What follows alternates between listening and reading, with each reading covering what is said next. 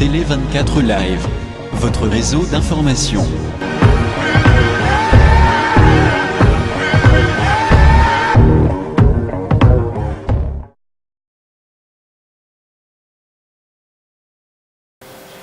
Bonjour chers internautes, bienvenue à votre émission Palais du Peuple. Je reçois pour vous M. Olivier Bolia et M. Elko Zongia. Sans plus tarder, nous allons commencer notre émission.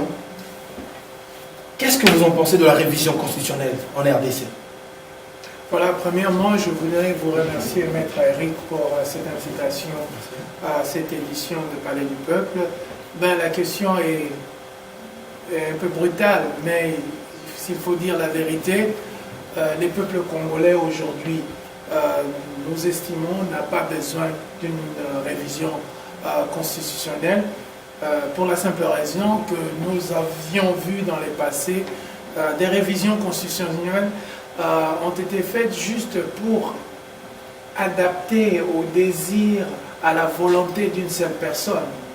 Et nous pensons donc à cet effet que ce n'est pas du tout opportun de modifier une constitution qui est la Bible d'une nation, qui est le document le plus sacré qui régularise un pays pour satisfaire le besoin de se maintenir au pouvoir d'une seule personne. Mais il y a l'ONU qui avertit sur le danger, oui. Et il y a l'opposition qui hausse le ton Oui. à cela, Oui. et même le président du Sénat hausse le ton, et même la diaspora. Oui. Qu'est-ce que vous en pensez? Mais je pense que voilà, ça montre à sa juste valeur ces consensus dont vous faites allusion. Tout le monde est d'accord que le président Kabila a fait ses 2 mandats et que son bilan est largement négatif, et nous ne voyons pas l'opportunité pour lui de chercher à vouloir un 3e mandat. Pour faire quoi? Et pourquoi pas vous donner cette chance-là, peut-être dans ce 3e mandat, il pourra faire. Mais qu'est-ce qu'il va faire qu'il n'a pas fait les 15 ans? Il faut se rendre compte que Kabila est au pouvoir depuis 2001, depuis l'assassinat de son père, que certaines personnes appellent le père biologique. Mais ce n'est pas ça notre point aujourd'hui. Ce qui est plus important est que M. Kabila a été au pouvoir, ça fait 15 ans, il a eu beaucoup d'opportunités pour faire du Congo un pays émergent, mais malheureusement, ce que nous voyons n'est pas le cas. Nous voyons plutôt le contraire. Nous voyons un pays qui s'est transformé en kleptocratie, où les gens ont des mains longues dans les caisses de l'État, et aujourd'hui on spécule même sur la fortune du chef de l'État qui avoisine les 15 milliards de dollars. C'est qu'en fraction, elle est un quart de la fortune de Bill Gates. Mais il y a un changement dans le pays, même la population est en train de parler, ils parlent sur les 5 chantiers que le président est en train de faire, et le gouvernement ensemble. Mais avant que je ne voudrais pas monopoliser non plus le verbe, il y a mon frère Elko Zongia qui est avec nous, mais c'est que je voulais dire que c'est que le président, que les gens disent, a fait des changements, mais cela n'est pas un motif pour changer la Constitution. On ne change pas la Constitution. Est-ce que vous pensez, lorsque, vers les années 80 aux États-Unis, lorsque Ronald Reagan a amené les États-Unis à un haut sommet économique, est-ce que pour autant on a demandé à Ronald Reagan de rester au pouvoir pendant 20 ans, 30 ans? Non, ce n'est pas comme ça que les choses en politique fonctionnent. Que vous soyez bon ou mauvais, la Constitution, elle est là, elle ne change pas, elle est là pour le peuple, et elle n'est pas là, elle est dépersonnalisée, elle n'est pas là pour effectivement satisfaire la majorité. Satisfaire, moi je dirais, la gourmandise d'un seul individu ou d'un clan politique quelconque. Voilà. Okay, merci beaucoup, M. Bolia. Monsieur Elko Zongia, c'est quoi votre point de vue sur la question? En tout cas, sur la Constitution, merci pour la question, Maître Eric. Sur la Constitution, en tout cas, je suis catégorique comme l'opposition. J'en rejoins pas l'opposition congolaise au niveau du pays. Pourquoi changer la Constitution disons à 2 ans des prochaines élections? Pourquoi changer la constitution, mais sur quel point? Sur quels articles? On ne change pas la constitution pour avantager le social du Congolais, on ne change pas la constitution pour augmenter le niveau de vie des Congolais, mais on veut changer la constitution pour permettre au chef de l'État d'avoir un autre mandat. Mais la majorité disent que c'est vrai, le président est en train de travailler, le gouvernement est en marche. C'est une majorité. Là, on parle de la majorité au Parlement, on ne parle pas de la majorité de la population, on parle de la majorité parlementaire. La majorité parlementaire ne représente pas toute la. Ils ont été votés par la nation congolaise, mais quand on parle de voter, si nous savons comment les autres sont passés par là, les autres ont été nommés, pas été votés. Donc c'est une majorité parlementaire, c'est pas une majorité de tout un peuple. Donc le changement de la Constitution, les articles que veulent changer, l'article qui fait mal, c'est l'article 220, et là où le président veut avoir un autre troisième mandat. Pourquoi avoir cette gourmandise là pendant que vous avez fait 15 ans sans pouvoir avoir changé le pays? Donc pour nous on est catégorique, pas changement de constitution. Si on veut changer la constitution, nous qui sommes de la diaspora, si on voudrait changer la constitution pour que les membres de la diaspora, nos enfants qui sont nés ici, qui grandissent ici, qui puissent avoir la nationalité congolaise, qui puissent voter aussi, ok, on est d'accord pour ça. Et non pour que le président puisse se représenter. La raison pour laquelle nous disons non, pas de changement de constitution. Donc vous ne voulez pas que la constitution, vous voulez pas que le gouvernement en place change la constitution, si j'ai bien compris votre réponse. Au moment où nous sommes maintenant, nous attendons les élections passées. Parce que si on parle des élections, ok. Ici, au niveau de la diaspora, vous savez bien qu'il y a une grande partie qui n'est pas d'accord avec les élections. Ouais. Donc, s'il y aura élection, pourquoi changer maintenant? Il a fait 15 ans, il est en moitié, le président Kabila a moitié de son mandat. Pourquoi vouloir changer, à la fin de son mandat, vouloir changer la constitution? Donc vous voulez attendre 2 ans, on part encore à l'élection avec le président qui est en place? Pour moi, le président Kabila doit démissionner déjà dès aujourd'hui, dès demain déjà. Parce que déjà il doit démissionner parce que mais regarde la qualité de la vie aujourd'hui, regarde la qualité de la vie des Congolais aujourd'hui. Les Congolais ne mangent pas, les Congolais se meurent, les Congolais meurent de diarrhée, les Congolais meurent de fièvre, les Congolais meurent de malaria, des maladies banales. Mais j'ai une question de la maladie aussi là. Je crois que vous avez appris cela, il y a Ebola au pays. Mais oui, regardez avec l'arrivée d'Ebola, j'ai vu la il y a beaucoup de cas Ebola au pays. Là, on a eu 24, on a confirmé 24 cas, 26 probables, et il y a 5 suspects, et il y a 39 décès. Qu'est-ce que vous en dites de cela? Ebola fait mal, Ebola tue, Ebola fait mal, mais aujourd'hui, les populations mondiales doivent savoir que Ebola a apparu dans les années 70, 78 en RDC. Ebola et Madine Congo, Ebola, les médecins congolais ont maîtrisé Ebola pendant plus de 6 fois. Aujourd'hui, Ebola est apparu et ça fait mal en Afrique de l'Ouest, mais pour moi, la communauté internationale devait faire confiance aux médecins congolais. La communauté internationale devait donner plus de moyens aux médecins congolais. Médecins sans frontières.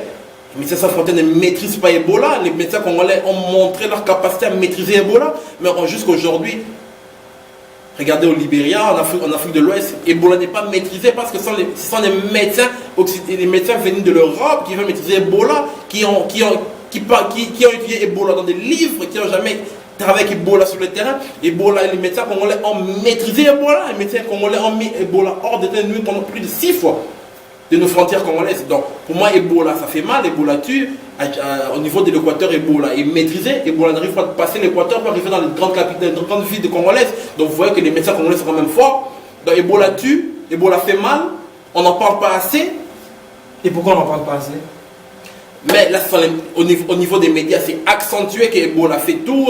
Aujourd'hui, les Médecins sans frontières et les Nations Unies disent qu'aujourd'hui, c'est une priorité pour les Nations Unies pour lutter contre Ebola. Ok, c'est bon, c'est bien beau, mais ils veulent déclarer des états d'urgence. Il y a l'ONU qui veut mettre l'armée américaine sous le coup. Pourquoi mettre l'armée américaine sous le coup pendant qu'on a besoin des spécialistes qui ont travaillé, qui ont pu mettre hors d'état de nuit? Pour moi, on aime la vie. La communauté internationale devait faire confiance aux médecins congolais, donner des moyens aux médecins congolais, de les envoyer partout là Ebola pour travailler pour mettre Ebola au temps des nuits. Aujourd'hui, si mes informations selon mes informations, je sais qu'il y a plus de 27 cas guéris d'Ebola en RDC. Ce ne sont pas des médecins qui sont venus de l'extérieur, non, ce sont des médecins congolais qui ont travaillé sur ça et puis qui ont guéri nos citoyens congolais. Donc Ebola fait mal, Ebola tue, mais nous devons plus en parler, plus on va en parler, plus on doit conscientiser, comme nous disons Kabila dégage, comme nous devons aussi Ebola dégage. Okay. Merci beaucoup monsieur Olivier, c'est quoi?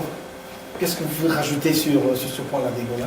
Bon, premièrement, c'est ma sympathie aux victimes à travers le monde, notamment au Congo, où, comme vous avez cité, vous avez des statistiques devant vous, du nombre estimé de personnes qui ont été de la maladie. Donc, nous souhaitons que à ces personnes, à leurs familles, pour ceux-là qui sont mortes, notre soutien, notre amour patriotique pour eux.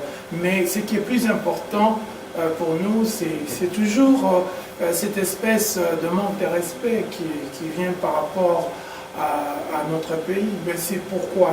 Lorsque vous avez un pays où on a des chefs d'État qui veulent changer la constitution pour rester au pouvoir, à travers le monde, on a tendance à ne pas respecter de tels gouvernements.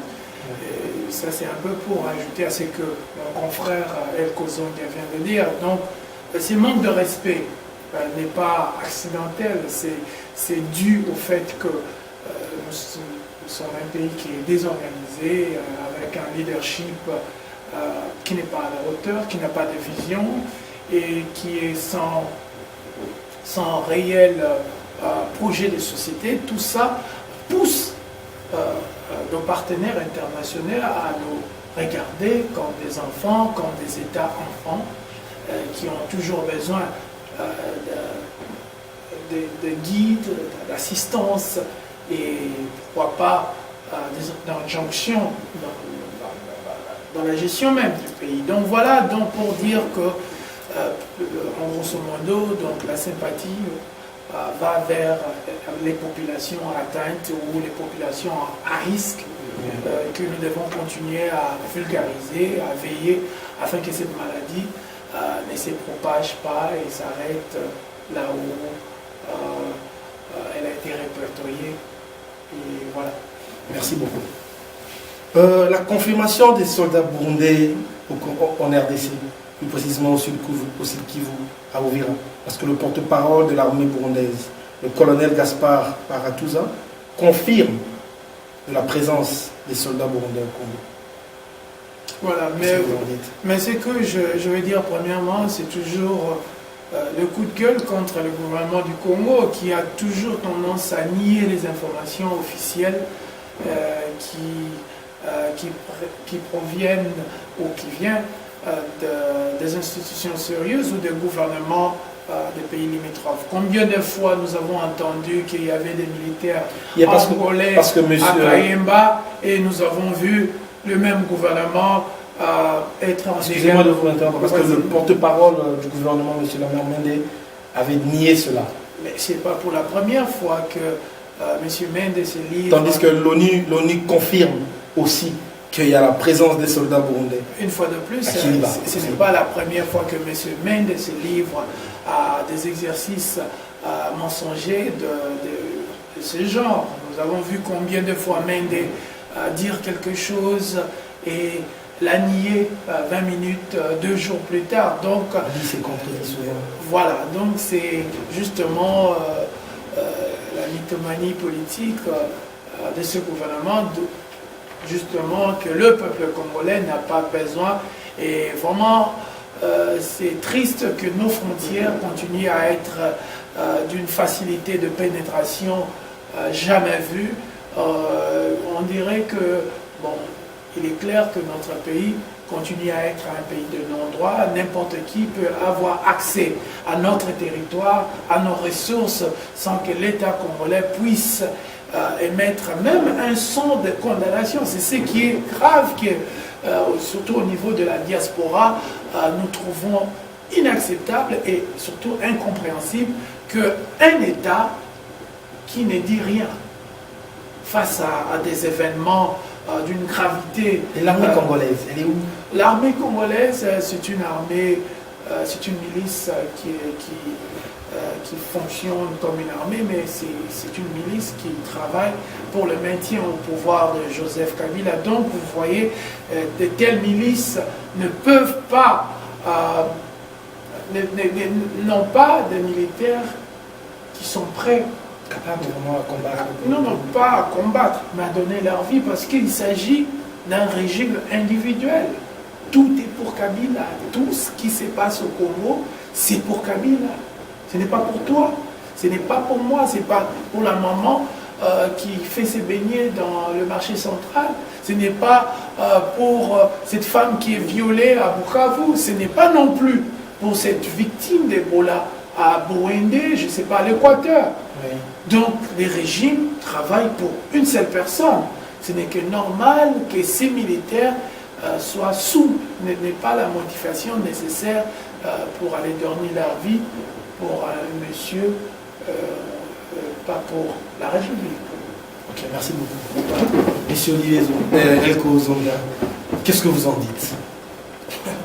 Quand on voit l'armée burundaise au pays, ben, vous savez que tout État, même si aujourd'hui on peut dire que l'État congolais est une passoire, mais les soldats burundais ne sont pas arrivés jusqu'à Uvira comme par hasard. Ils ont dû avoir une autorisation pour qu'ils puissent passer la frontière. Mais le porte-parole confirme, il a dit qu'il n'y a pas de présence de soldats burundais. Mais le porte-parole du gouvernement congolais, comme tous le savent, comme on l'appelle le Chapeau national, vous savez bien que le Chapeau national était un menteur de haut niveau. Ouais. C'est qu'il dit le jour, après quelques heures, il est dément. C'est un ministre qui est appelé à démissionner depuis longue lurette. Aujourd'hui, il est au pouvoir, c'est un ministre qui porte la honte à ces gouvernements-là. C'est un ministre qui entache ces gouvernements-là. Je ne sais pas de quel monde nous pouvons parler encore. Ça fait pratiquement, depuis le gouvernement Mouzito jusqu'à aujourd'hui, il n'a même fait que mentir. Qui ne le sait pas. Dans toute la diaspora. Pourquoi on le garde là? C'est parce qu'il est bon, non? C'est parce qu'il parle, c'est la voix autorisée, comme on le sait. Si je peux m'injecter dans ça, c'est justement ça, la médiocratie. Un gouvernement de médiocre, un gouvernement qu'on appelle de Kippergal, c'est-à-dire qu'il faut être mauvais pour avoir le publicite de ce gouvernement. Donc, c'est vraiment, je l'ai toujours dit que si nous, en tant que Congolais, nous aspirons réellement à un monde meilleur pour notre peuple, nous devons commencer par mettre hors circulation des personnes comme Méndé. Je ne suis pas en train de le singulariser, il y en a plein au Congo, de gens qui sont prêts à dire n'importe quoi. Et lui, il est là, il parle. Mais justement, il est justement l'exemple par l'excellence, parabole de la médiocrité. De la médiocrité. Il a vraiment la médiocrité. Mais il a fait l'université, hein, ce n'est pas quelqu'un qui est sorti de la rue. Donc c'est un monsieur... Même en l'entendant parler là. En l'entendant parler, c'est admirable. C'est quelqu'un qui ne se respecte pas. Mais j'ai toujours dit, ne vous inquiétez pas, l'histoire d'ici peu va oublier les gens comme elle. La même est d'accord, une fois, la même est d'accord. C'est vraiment le genre de personne qui fait la honte de la République. Regarde, sur le plan international, partout il passe, il n'y a aucun porte-parole du gouvernement à travers le monde, qui ment comme la mère Méndé. Bon. On a beaucoup de dictateurs chez nous en Afrique aujourd'hui. Il y a le Cameroun, il y a le Rwanda, il y a l'Ouganda, il y a Congo-Brazzaville, même l'Angola c'est un dictateur pareil, mais la Côte d'Ivoire pareil. Mais tous ces porte-paroles du gouvernement, pourquoi n'agissent pas comme la mère Méndé? Pourquoi la mère Méndé fait l'exception dans tout ça? Il a l'image du gouvernement. Il a fait que la mère Méndé dit, c'est ce que le gouvernement pense parce qu'il est le porte-parole du gouvernement. C'est la raison pour laquelle nous disons que c'est un gouvernement qui est incapable de gérer la République démocratique du Congo. Vous marchez sur mensonge. Aujourd'hui, vous dites que non, les soldats burundais ne sont pas sur le territoire congolais. Mais comment ils sont arrivés là? Parce que l'ONU a confirmé cela. L'ONU a confirmé cela. La MONUC aujourd'hui est dans toute la République démocratique du Congo. Ils ont des tas de services. Ils ont le renseignement, ils ont la logistique, ils ont tout un tas de services qui est là. L'ONU aujourd'hui confirme, c'est que nous avons confirmé depuis pratiquement plus de 2-3 mois, nous le crions haut et fort, que les soldats burundais sont sur le territoire congolais, que l'armée congolaise l'entend de ses oreilles, l'armée congolaise ne fait rien parce qu'ils ont des ordres de ne faire rien. Comment ils sont arrivés là? S'ils sont arrivés là par heure, mais pourquoi l'armée congolaise? S'ils sont arrivés là, je ne sais pas comment on peut dire, parce que même si la République démocratique aujourd'hui était un passoire, ils ont quitté de chez eux, arrivés jusqu'à Kiliba et jusqu'à Uvira, ils ont pris des chemins. Mais non, dans tout ça, il y a l'armée l'armée rwandaise, l'armée burundaise, ougandaise dans le pays, et le gouvernement en place, et l'armée en Mende. Et puis pour ajouter à votre nouvelle, le porte-parole de l'armée burundaise a confirmé, comme je vous disais encore, les soldats burundais sont arrivés en République démocratique du Congo sur invitation de l'armée, sur invitation du gouvernement congolais. Donc le gouvernement congolais sait de quoi il parle, le Congolais sait de quoi il nie. Aujourd'hui, si l'armée nie la présence des soldats burundais en RDC, c'est parce qu'il sait que ce sont des gens de nouvelles qui font mal au peuple congolais. Mais l'armée burundaise le dit, qu'ils sont venus sur invitation du peuple, ils sont venus sur invitation du gouvernement congolais pour combattre les ADF NAM. De la même façon que l'armée patriotique rwandaise était venue pour combattre les FDLR. De la même façon que l'armée angolaise était venue pour combattre, comment on les appelle encore, ces rebelles, ces rebelles angolais qui sont au territoire congolais. C'était à Kayemba. À Kayemba. Ils sont toujours venus sur invitation du gouvernement congolais. Mais le gouvernement congolais signe pendant la nuit et le matin nie. Ce qui fait mal. Aujourd'hui, l'ONU les déclare haut et fort que les soldats burundais sont sur le territoire congolais. Mais la main Mende. La main Meneni, mais je sais pas, je l'ai suivi hier. Il a accepté, il dit mais c'est pas un grand nombre. Aujourd'hui, c'est pas un grand nombre. Mais auparavant, il y a... Hier, c'était non, il n'y a pas. Là, il dit c'est pas un grand nombre. Donc c'est pour vous montrer que comment le gouvernement congolais, excusez-moi, est géré et dirigé par des individus comme Mende, une personne qui a fait des grandes universités, qui a fait des grandes études, que nous appelons des politiciens médiocres. Ce sont vraiment les mots que s'arrachent à eux, sont des politiciens médiocres. Ce sont des politiciens qui ne pensent pas au peuple, ce sont des politiciens qui ne se battent pas pour le peuple, ce sont des politiciens qui se battent pour leurs propres intérêts, leurs propres riches. Ils veulent devenir plus riches que le peuple parce qu'ils savent que demain ou après-demain, ils devront partir. La raison pour laquelle ils font que mentir pour protéger leurs intérêts. Vous appelez vos amis, venez nous aider. Vos amis arrivent pour vous aider et puis devant l'opinion congolaise, vous dites non, on ne les a pas appelés. Un mois, 2 mois, 3 mois après, vous dites oh non, on les avait appelés, mais juste un petit nombre. Mais ce genre de mensonge-là. La raison pour laquelle nous disons que non, c'est que le gouvernement était un gouvernement appelé à démissionner. La raison pour laquelle nous avons voté, le peuple congolais avait voté, était Tshisekedi pour aller au pouvoir, pour arrêter toutes ces affaires-là. Mais aujourd'hui, si ça continue, donc vous voyez qu'aujourd'hui, on peut dire que je préfère même rêver un gouvernement avec Étienne Tshisekedi de pouvoir que rêver encore avec un gouvernement avec la main encore de retour. Donc nous disons Kabila dégage, la main dégage, ce gouvernement doit démissionner. Merci beaucoup, Selko. Affaire Mamadou Ndala. Le témoin clé, le chauffeur du colonel Mamadou Ndala, retrouvé à un jour du procès, mort dans sa cellule. Que pensez-vous de ça? Imagine un chauffeur de Mamadou Ndala, le témoin clé. Le témoin clé du procès. Il connaissait tout. Qui connaissait tout le procès. Qui était un jour de son procès. Il a comparé une première fois. Nous avons tout suivi. Il a comparé une première fois. Il devait comparer une deuxième fois. On le remet dans sa cellule. Oui. On dit que le gars a fait une AVC. Est-ce qu'il était malade? Est-ce qu'il était malade? La question. Le gars était en forme. Aujourd'hui, nous avons des témoignages de ses amis d'armes. Nous sommes en contact avec ses amis d'armes qui sont sur le terrain, qui disent que le monsieur était complètement en forme. Le monsieur est un témoin clé. C'est qu'il est sous protection judiciaire. Il doit témoigner. Il est sous protection. Comment une personne qui est sous protection? C'est le gouvernement qui l'a. Si on est arrêté, c'est le gouvernement qui le protège. Mais oui, parce qu'il est mort en cellule.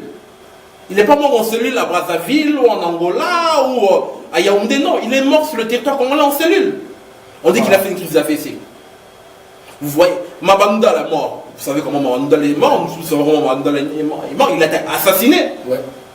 Mamadou Ndala a été assassiné. De la même façon qu'aujourd'hui, nous crions haut et fort que même son chauffeur a été assassiné. Pourquoi? Qui ne veut pas que la vérité de la mort de Mamadou Ndala puisse éclater au grand jour? À qui? La grande question est à savoir, à qui profite le crime? Ouais. Le crime profite-t-il à Joseph Kabila? Le crime profite-t-il aux généraux qui sont sur le terrain? Le crime profite-t-il aux officiers qui sont sur le terrain? À qui profite le crime de la mort de ces chauffeurs? Si je comprends bien, qu'est-ce que vous voulez dire par là? Donc, la personne qui a tué le colonel Mamadou Ndala c'est la même personne qui a tué les témoins, donc le chauffeur, son chauffeur. Mais on peut faire des allusions parce que ce sont des morts qui arrivent tous à côté. Parce que, regardez, Mamoundal est mort, le chef de Mamoundal, le général Baouma, est mort. Aujourd'hui, c'est le chauffeur de Mamoundal qui est mort. Le seul témoin qui est resté. Vous voyez comment on approche? Aujourd'hui, le témoin clé est mort, le procès, Il n'y aura plus de procès. il n'y aura plus de procès. La question à savoir, à qui profite le crime, à qui profitera ce crime, et à qui profite vraiment ce crime.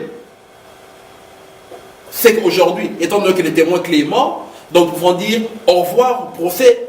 Non, merci beaucoup. S'il faut ajouter un point très important avec les systèmes judiciaires congolais, c'est que maître, vous êtes avocat, vous savez comment notre système est corrompu de fond en comble.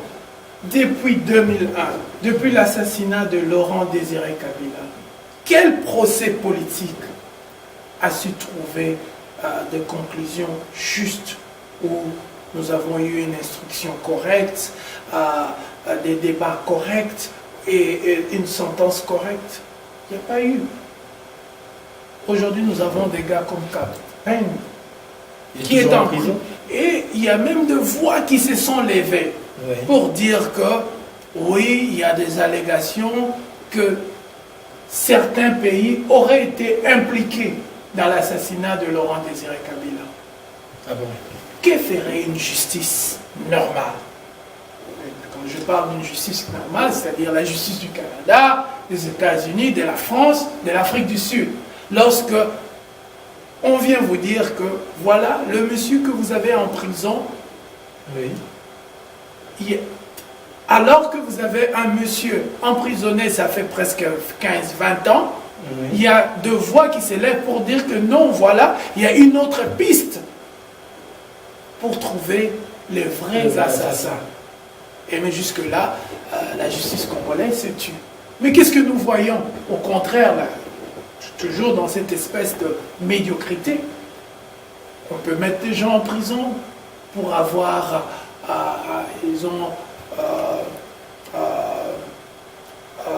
Nous voyons. Incitation à la haine. De loi bidon comme incitation à la haine. Et nous avons aussi d'autres cas, parce que je voulais en venir. Parce qu'il a parlé de chauffeur. De Mamadou Dara, Non, revenons au chauffeur de chez BA. Ok, le chauffeur de chez BA. Fidèle Bazana. Son maître, son assassinat, sa disparition. On n'a même pas encore donné à sa famille le droit qui est légitime, qui est légal, d'enterrer leur fils avec honneur. Je pense qu'il est de coutume pour les êtres humains, lorsque vous mourrez, que vos familles ou ta famille puisse t'enterrer avec honneur, ou bien puisse te brûler si vous êtes de religion hindouiste, des choses comme ça. Mais cette famille-là, jusqu'à nos jours, ils ne connaissent pas où est le corps de leur frère. Voilà.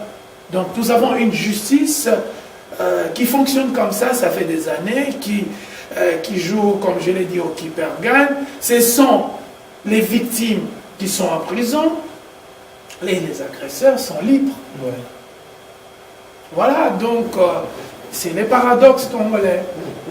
C'est vraiment paradoxal, c'est parce qu'aujourd'hui au Congo, la mort est rendue comique. Aujourd'hui, une personne qui meurt aujourd'hui en RDC, c'est banalisé. La mort est rendue, c'est comme on dit en Ngala, mais... Armantungulu, Boteti, qui encore, tous ces gens-là sont morts comme ça. Sans procès. Sans procès.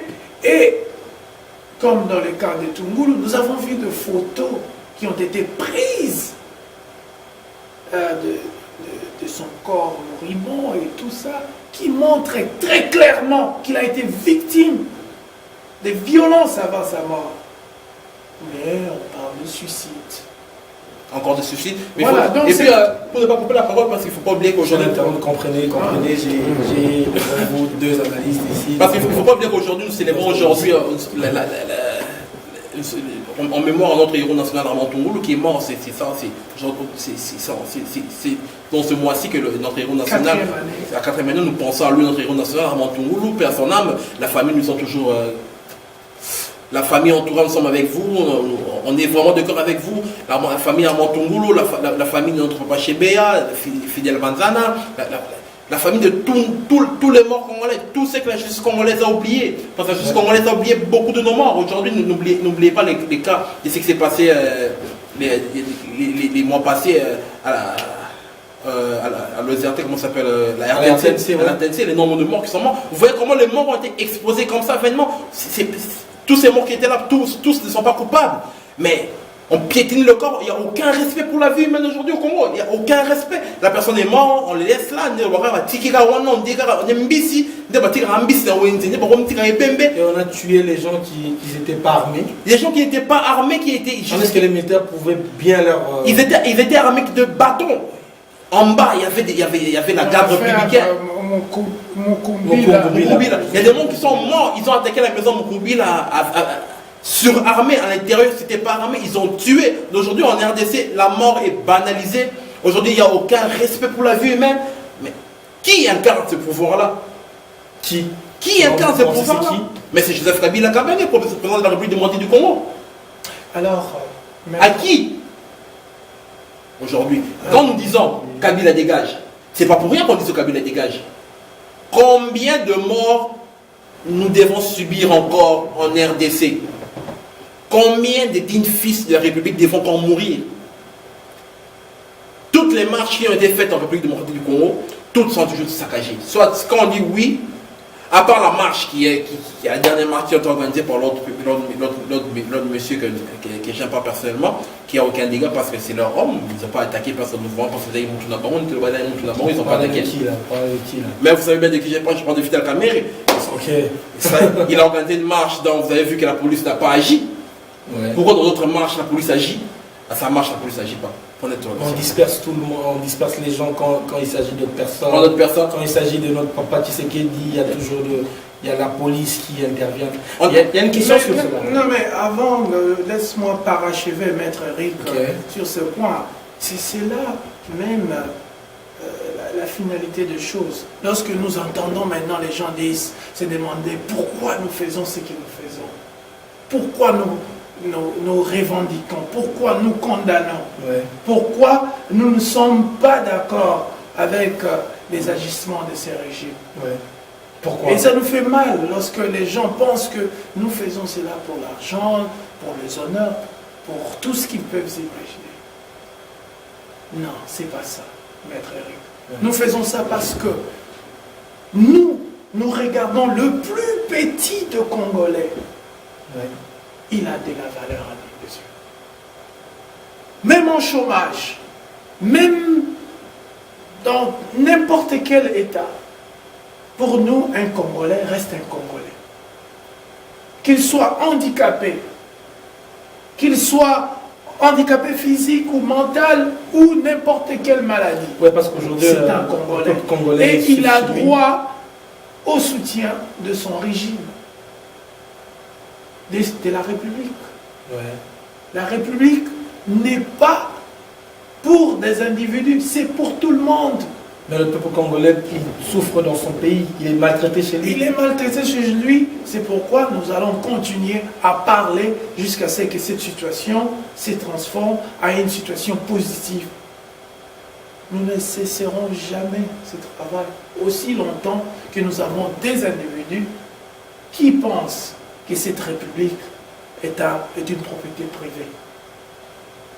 La République du Congo appartient à tous ses habitants, femmes, hommes, enfants, vieillards, malades, dans les hôpitaux, en prison, partout où dans la diaspora. Cette République nous appartient tous. Et nous y veillerons jusqu'à la fin du temps, jusqu'à ce que le respect soit rétabli à chaque citoyen de ce pays. Merci beaucoup, monsieur Olivier. Je reviens vers vous, monsieur. Vous avez parlé de Vital Kamerhe tantôt. J'ai une question. Vital Kamerhe, faux opposant ou manipulateur? Vital Kamerhe, directement manipulateur. Pourquoi manipulateur? Vital Kamerhe, pourquoi on dit manipulateur?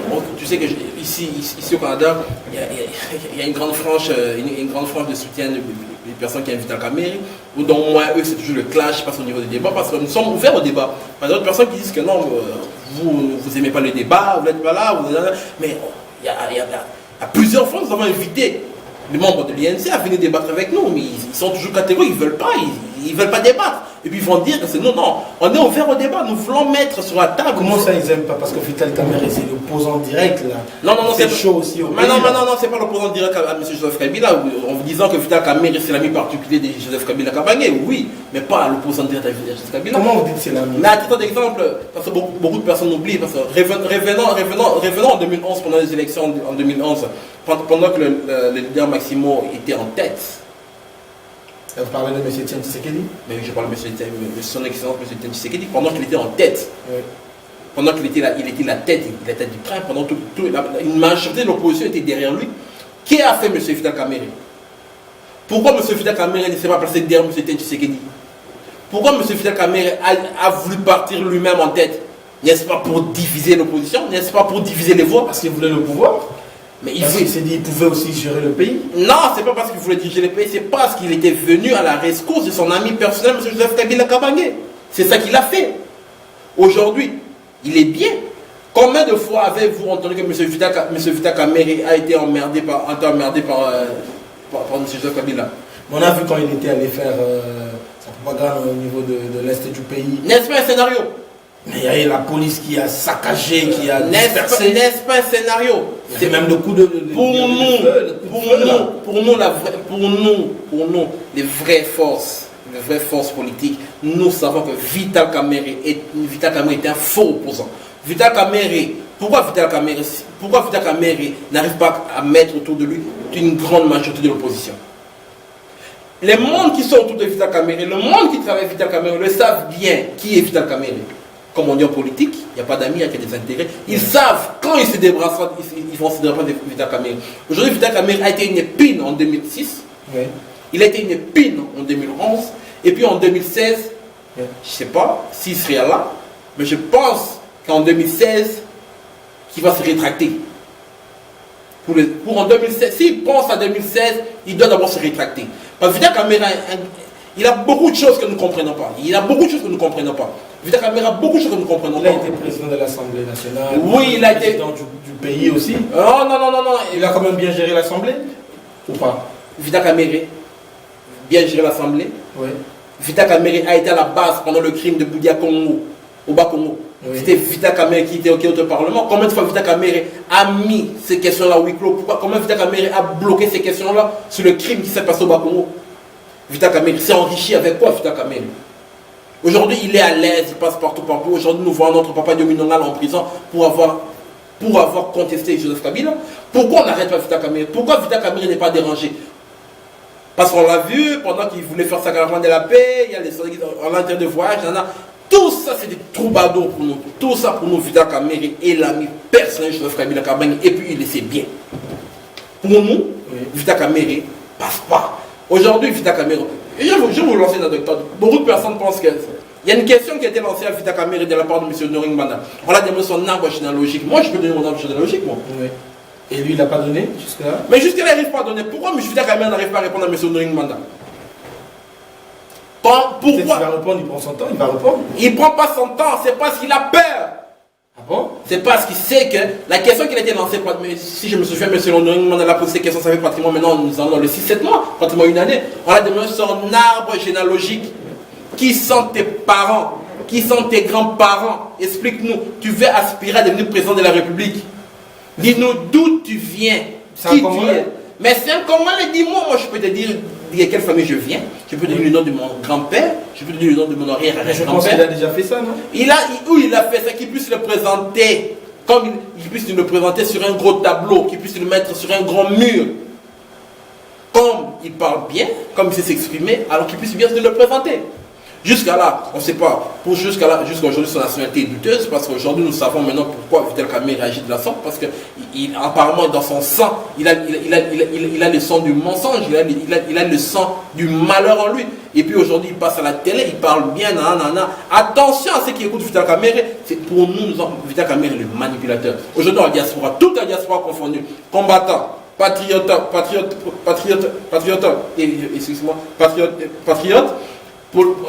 politiciens que nous sommes aussi, nous savons que Vital Kamerhe ne passe pas. en Amérique, en Asie, en Europe et en Afrique, Oui. ceux qui sont conscients savent que Vital Kamerhe ne passe pas. Et il ne passera pas. Ok. Monsieur Olivier, parlez-nous un peu du duel de Monsieur Kamerhe et de Monsieur Fayulu. Ben, je n'aime pas perdre mon temps vraiment dans les politiques, dans les polémiques des individus, parce que moi je pense que le Congolais, dans l'ensemble, la nation congolaise a prééminence sur tous nos conflits personnels. Je pense que quelque part, c'est ça un peu qui tue aussi notre pays. C'est que on a toujours tendance à placer les personnes avant la vision, Ouais. avant les projets, avant la gestion. C'est toujours des gens. La révision de la Constitution pour une personne. Vous voyez, donc c'est une façon d'agir que moi j'ai toujours été contre. Donc je ne perds pas mon temps dans les conflits personnels, les conflits d'ego, l'égocentrisme, tout ça. Ce ne sont pas des choses qui intéressent le Congolais. Ce n'est pas les choses qui intéressent la femme dont l'enfant ne peut pas aller à l'école parce qu'il n'y a pas suffisamment de fonds pour elle pour payer les Minerval. Ça n'intéresse pas à ces vieillards qui a travaillé pendant 40 années et aujourd'hui n'a aucune assurance médicale ou assurance, il ne reçoit pas sa retraite. Vous voyez, donc il y a des choses qui sont impérieuses, qui sont importantes pour une nation. Mais ce n'est pas, moi j'aime A, toi tu aimes B, alors vous voulez en faire un conflit national. Nous n'avons pas le temps pour ça. Mais tout ce que nous pouvons dire que, bon, que M. Fayulu, c'est quelqu'un qui se bat pour le pays. Et comme j'ai entendu mon confrère Elko stigmatiser certaines choses sur Vital Kamerhe. Pourquoi pas Vital Kamerhe? Vital Kamerhe est un Congolais, et ça il faut qu'on arrive à le dire sans crainte. C'est un Congolais, mais qui ne peut pas, à cause de manque de clarté sur ses origines, devenir président. Comment ça de clarté? Vous venez de dire que c'est un Congolais. C'est un Congolais parce que la loi... La Constitution dit qu'un Congolais a le droit de... Oui, il faut maintenant aller pour prouver. Lorsque vos concitoyens ont de doutes sur vos déclarations, donc il faut à un moment donné s'arrêter et dire que bon, voilà, voici les documents, voici les personnes qui peuvent prouver sur mes origines. Alors, et si, par exemple, il y a une question qui est venue en tête, et si par exemple on vous le demandait à vous de prouver que vous êtes Congolais, qu'est-ce que vous allez montrer aux gens, je ne sais pas moi, que vous êtes Congolais? Comment vous allez prouver cela? Mais justement c'est ça, heureusement que ce n'est pas à moi qu'on demande. Non, moi je vous demande maintenant. Mais c'est clair, dans mes documents, c'est clair qui sont mes parents. Heureusement pour moi, mon père était pionnier de l'indépendance du Congo. Tout le monde connaît qui est Paul Bolia. Et tout le monde connaît qui est Clémentine Pengo. Et ce sont des gens qui sont nés au Congo, qui peuvent prouver eux aussi leur nationalité. Donc le point, ce n'est pas vraiment la nationalité, comme je dis, c'est le point qui dérange, c'est l'éligibilité de devenir président de la République. Vous vous souvenez le cas Obama, lorsqu'il a été spéculé qu'il n'est pas né sur le territoire américain, qu'est-ce qu'il a fait? Il a prouvé cela. Donc, si je ne dis pas ça parce que j'ai une don personnelle contre Kamerhe, mais je le dis à tout Congolais qui veut devenir président, donc les standards est un peu plus élevé. Il doit, surtout lorsque il s'érige autour de sa candidature, des questions de ce genre, il faut que cette personne s'arrête et dise, tiens, si j'aime mon peuple, si Kamere aime les Congolais, Oui. s'il aime la nation congolaise, il s'arrêtera et dit, voilà, voici les documents. Et s'il le prouvait, s'il le montrait aujourd'hui? Mais qu'est-ce que les preuves sont faites pour que les gens puissent les voir et les accepter et rester calme. Et comme nous l'avions vu avec Obama, lorsque ces preuves ont été exhibées, Oui. Donald Trump est resté calme jusqu'à nos jours. Ok. Voilà. Ok, merci beaucoup. Parlons sur le budget de l'État, de l'État du Congo. Voilà. 8,9 milliards de dollars. Amélioration de l'année passée de 739 millions, 130 dollars. Qu'est-ce que vous en pensez? Non, ça me dérange, ces billets de 8 milliards. 8,9 milliards. 8,9 milliards. Parce que le budget de l'Angola, c'est un minimum de 80 milliards. Ouais. Et lorsque je vois encore les allégations que M. Kabila aurait 15 milliards de dollars cachés quelque part, je me dis que notre budget pouvait être à 25, à 30 milliards avec les 15 milliards et compris. Lorsque je vois la gabégie, la kleptomanie institutionnalisée dans le gouvernement Kabila entretient, je me dis que ce budget pouvait être 60, il y a un autre 15 milliards qu'on peut recouvrir quelque part et mettre ça dans le budget. Donc j'aime mal parce que 8 milliards de dollars pour 70 à 80 millions d'habitants, c'est presque rien. Et où est passé le reste de l'argent? Où est passé le reste? C'est dans les poches des individus inciviques qui n'ont aucun amour pour la République, pour toi et moi. Alors, c'est en conclusion, pour ne pas monopoliser, je dirais que c'est vraiment une tristesse. Et jusqu'à nos jours, que notre budget n'est même pas plus que le budget de l'enseignement primaire de la ville de Toronto. Merci beaucoup, M. Olivier.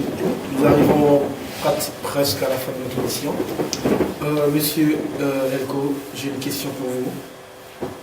Parlons un peu de l'UDPS, de la succession à l'UDPS, de M. Félix Tshilombo Tshisekedi. Qu'est-ce que vous pensez de cela? En tout cas, la succession à l'UDPS, c'est une question qui fait mal, c'est une question qui dévase beaucoup d'encre, c'est une question qui avait trop de polémique.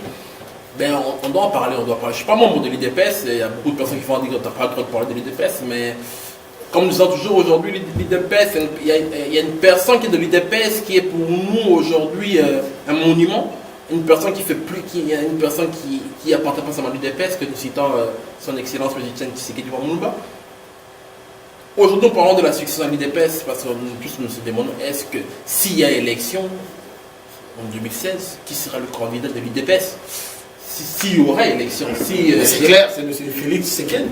Si est clair. Parce que je ne pense pas que son père va encore poser candidature dans les 2 années qui viennent.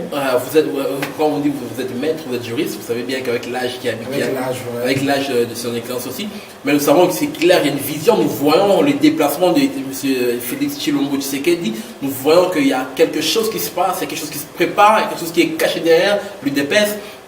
Parce que le combattant ne veut pas de lui. Mais c'est lui qu'on veut mettre. Le combattant ne veut pas de lui, mais il y a une majorité des combattants qui ne sont pas membres de l'UDPS. Donc c'est un parti qui est géré par le membre de l'UDPS. C'est à eux de décider qui doit diriger l'UDPS et pas aux combattants. Donc c'est aux combattants de l'UDPS, c'est aux membres de l'UDPS de choisir leur successeur et non à moi et toi, parce que moi je ne suis pas membre de l'UDPS. Mais je ne vais pas avoir mon analyse sur l'UDPS. Nous voyons aujourd'hui comment Félix Tshilombo Tshisekedi, parce que c'est son nom, comment il fait. Il a accueilli à Mbujimayi, nous avons vu à Mbujimayi comment il a été accueilli, il a été accueilli comme leader, il a été comme un leader de parti, parce que jusqu'à présent, dans l'UDPS, on n'a jamais vu une autre personne qui a été accueillie comme son père, comme nous voyons comme aujourd'hui comme il est accueilli. Donc pour moi, je peux dire que Félix Tshilombo Tshisekedi est sur la voie d'être successeur à son père. Mais c'est pas là, il ne faut pas dire, il ne faut pas mélanger les choses aussi. il a fait ses preuves à l'UDPS aussi, il ne faut pas oublier. Il a fait ses preuves à l'UDPS, il a fait sa marque à l'UDPS. Il sait que la guerre sera rude, il y a une guerre qui arrive, mais nous voyons que Félix Tshisekedi il est sur le pas, mais Il prend la place de son papa. la décision revient au congrès de l'UDPS. Attendons voir le congrès, mais nous pouvons déjà dire qu'il est sur le pas. Mais nous attendons le congrès parce que la décision est aux membres de l'UDPS et non aux membres de la diaspora qui stimulent, qui disent oh non, mais si vous voulez dire ça, si on veut dire ça, il faut être membre de l'UDPS, nous ne le sommes pas. Mais notre analyse est basée sur le fait de voir comment il marche, par où il passe, comment il est mis sur l'avant-plan. Oui. Nous attendons aussi son excellence, M. Tshisekedi Moulma, qui doit faire aussi une sortie bientôt au niveau de Belgique aussi. Nous allons l'entendre parler aussi. Nous allons l'entendre dire ce qu'il a à dire aussi à la nation congolaise. Oui. Mais nous savons que Félix Tshisekedi s'approche. Merci beaucoup. Merci. Monsieur Olivier, c'est quoi votre analyse sur ce point? Ben, moi, je dirais simplement que, d'abord, je vais rejoindre mon confrère pour dire que la décision finale incombe à l'UDPS de choisir ses propres dirigeants selon les normes qui sont propres à l'UDPS. Oui. Alors, il n'est pas à nous de nous ingérer de manière brutale dans la gestion d'un parti politique qui est à un certain degré privé.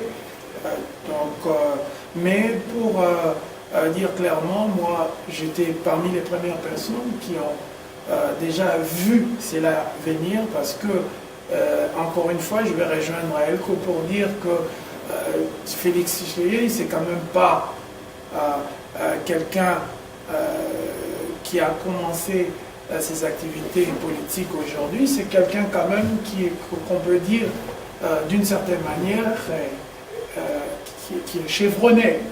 Il a commencé il y a longtemps, il a su marquer sa propre marque aujourd'hui, et ce qui est tout à fait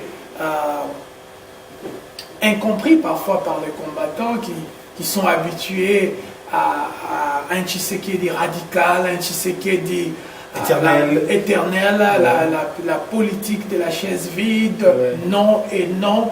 Et maintenant, vous avez le jeune Tshisekedi qui est un peu ouvert à tout le monde, ouvert aux idées des autres, ouvert à la coalition, ouvert à beaucoup de choses auxquelles la plupart des Congolais, notamment les combattants, ne sont pas habitués.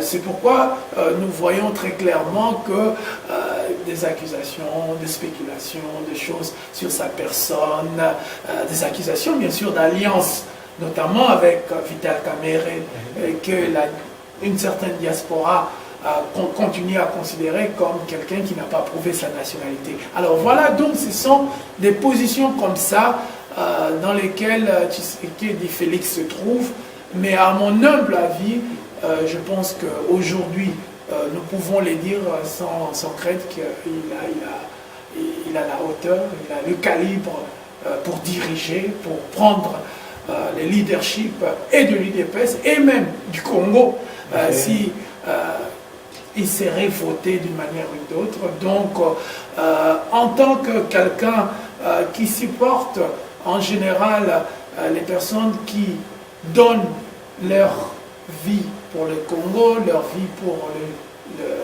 la lutte contre la dictature, je ne peux que le souhaiter une bonne chance et de continuer ainsi. Mais aussi d'écouter, parce qu'on n'est pas parfait. Ouais. Félix Tshisekedi n'est pas parfait, Olivier Bolia n'est pas parfait, Elko Zongia n'est pas parfait, Maître Eric, vous n'êtes pas parfait. Donc, il faut que nous continuions à lui dire que, bon, voilà Félix Tshisekedi, ce que vous faites, voilà ce qui est bon, voilà ce qui est mauvais. Voilà ce que nous considérons comme vos atouts, voilà ce que nous considérons comme vos faiblesses. Alors essayez maintenant de travailler notamment sur les faiblesses pour que vous soyez forts. Parce qu'un Félix Tshisekedi fort, c'est un Congo fort. Un Elko Zongia fort, c'est un Congo fort. Un Jean-Pierre Mbemba fort, c'est un Congo fort. Il faut qu'on arrive à la fin de la journée de savoir que au-delà des personnes, il y a une entité qui est plus supérieure, c'est le Congo. Et c'est pour ce Congo-là que nous devons nous battre. Merci beaucoup pour votre intervention. Nous sommes arrivés à la fin de votre émission. Merci, chers internautes.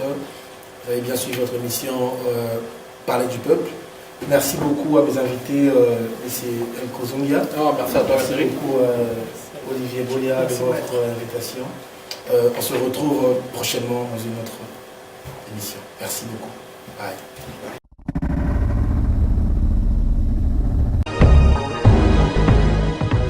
Télé 24 Live, votre réseau d'information.